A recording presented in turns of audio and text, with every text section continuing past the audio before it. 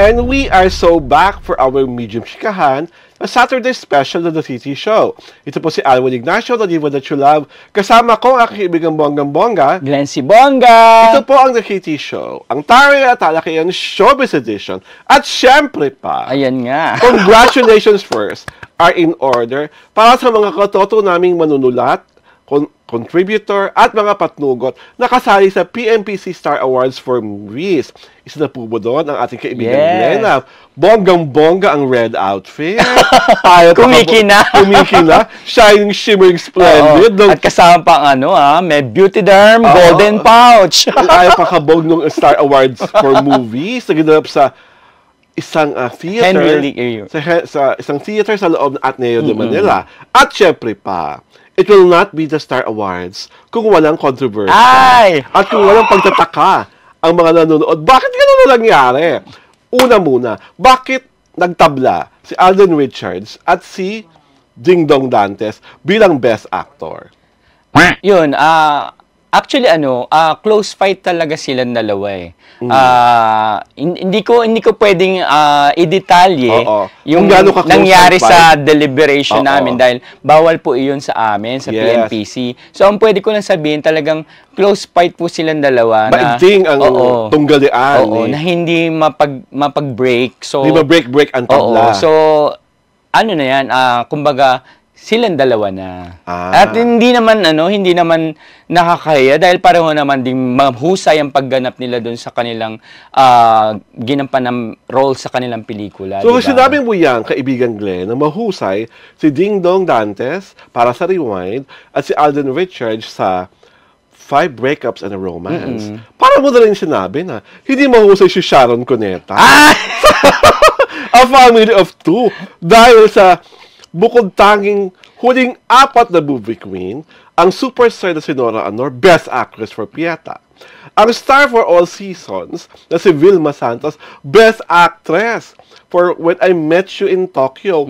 At ang nag-iisang Diamond Star, si Maricel Soriano, ay Best Actress for In His Mother's Eyes. So, ang tanong, lalong-lalo ng mga puot na puot at naniningkit na mga matang Sharonian, bakit hindi nakapasok ang megastar at naging ang tripartite tie, dapat sana ay naging quadruple tie. Okay. Mas sana kung di ba? Kung quadruple tie. Again, gusto kong manalig na talagang todo yung labanan ng 4 or kung sino man. Actually, lahat yung 10 na nominees, talagang pukpukan yung laban. Kasi lahat naman sila magagaling talaga. It just so happen na yung 3 yung umangat sa mula deliberation hanggang botohan. So, it's really, at hindi rin mapag-break yung tie. So, close fight talaga. Katulad nung Ding Dong and Alden. So, kumbaga, actually, hindi naman namin kailangang i-explain talaga, di ba? From the side ng PMPC. So, yun. Kung hindi nyo matanggap, pasensya na po. Pero kung yung sa mga maluwag sa pagtanggap sa aming mga winners, maraming salamat po. Ang curious ako, bakit wala si Ate V nung awards night? Ayun nga, tulad ng sabi nung pinadala nilang kanyang representative, proxy, nagkasakit si Ate V. Nagka-asthma attack nga. Nagka-asthma attack? Oo. So, naintindihan naman namin yun. At sana, mas nakakaiyak sana yung eksena kung silang tatlo. Kasi, alam mo yung pinapanood ko lang si Ate Guy at saka si Inay Maria sa stage. Sabi ko talaga, nakakaiyak naman to eksenang to. Sayang wala si Ate V. Oo. Kasi pambihirang pagkakataon na magtabla silang tatlo. Saka, nakakatuwa si Ate Guy sa Inay Maria. Ay, naiyak daw ako. Kasi, lumabas sa pagiging fan ng mga movie queen. Oo nga, kasi, ganun ko kamahal yung mga movie queens natin. Yung kinalakihan natin lang.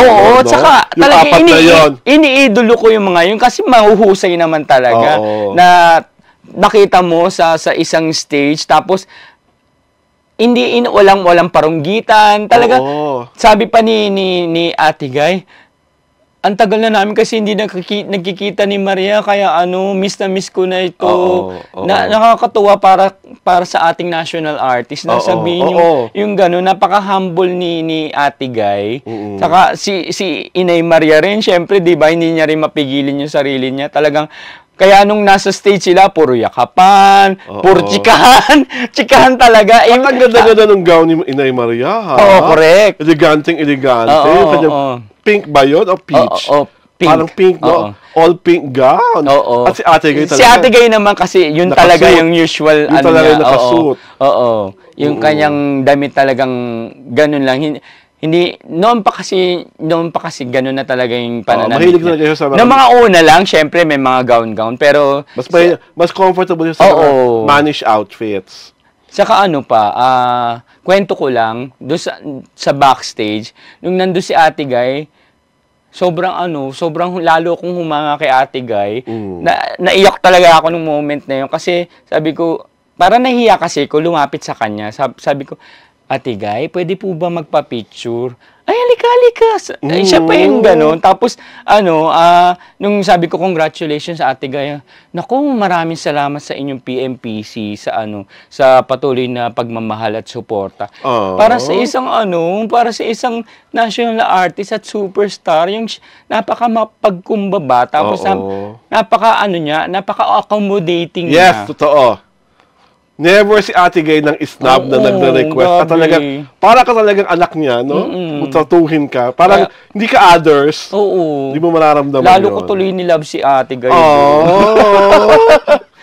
Sayang nga lang, hindi ako nakapagpa-picture kay Inay Maria. Kasi nung syempre, last na sila, di ba? Kailangan na nilang umalis.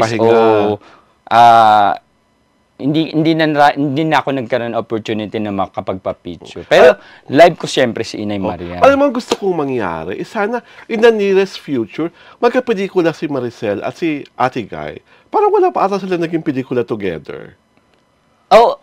Meron ba? Hindi ko lang si Maricel meron na. Yesterday, Today, and Tomorrow, yes. di ba? Pero si Maricel at si Nora, wala pa. Hindi ko sure, pero si Nora at si Vilma meron na. Ang wala pa rin, Nora Sharon. Vilma Sharon. At syempre, wala pa rin Maricel Sharon. Diba? Na sana, sa pagkakataong ito, magkatotoo, no?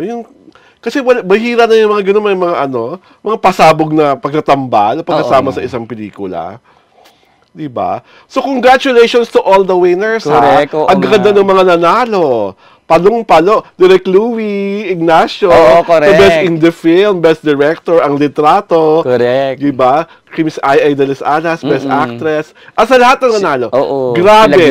Alam niyo po kung gaano kasisipag. Ito, akikwento ko lang to. Kasi isa po sa mga kaibigan ko, si Miss Julie Bonifacio, na PNPC member, talaga po ex-president. Kinakarir po nila talaga ang pag-i-screen. Yes. At talagang grabihan po ang balitaktakan sa deliberation. Alam mo, sa totoo lang, kung yun po pwedeng i-record, talagang pagalingan, paigtingan ng damdamin. At saka talagang kailangan mo i-depensa kung bakit siya. Akala mo talaga, kung manonood kayo ng deliberation, mga nagkiti subscribers, para pong any moment magsasampalan sila sa tigil. Parang Senate session. Senate hearing. Gigil na gigil. Diba? At taas ng damdamin, ha? Walang nagpapatalo, walang sumusuko. Talagang hindi pwedeng hindi ilaban ang merito ng isang artistang kanilang pinaniniwalaang mahusay na mahusay o isang director, writer, cinematographer, editor, at down the line, wala pong deliberation ang PMPC na madali. Kaya yung final na decision na yon, yung mga tripartite tie, yung tie na dalawang aktor, talaga pong literally yung dumaan sa butas ng karayom. At talagang yung mga ugat po nila sa leeg, nag-iigtingan na talaga dahil even yung supporting namin, di ba? Supporting actor tayo din, si JC Santos, of course, saka si L.A. Santos, parang Santos. Diba? Alam po, grabe po yun. Hindi po madali ang ginagawa nila. Kaya, palapakan po naman natin. Thank you! Ang aming mga katoto sa PMPC Star Awards for Movies, sila lang po talaga ang nakakagawa ng ganyang uri ng kasaysayan. larangan at sa kasaysayan ng award-giving bodies. Dahil dyan, ito po si Alwin Ignacio, the Diva That You Love. Kasama ko, aking kaibigang Bonggang-Bongga. Glenn si Bongga! Ito po ang The Chrissy Show, ang tanging na talakayan Showbiz Edition.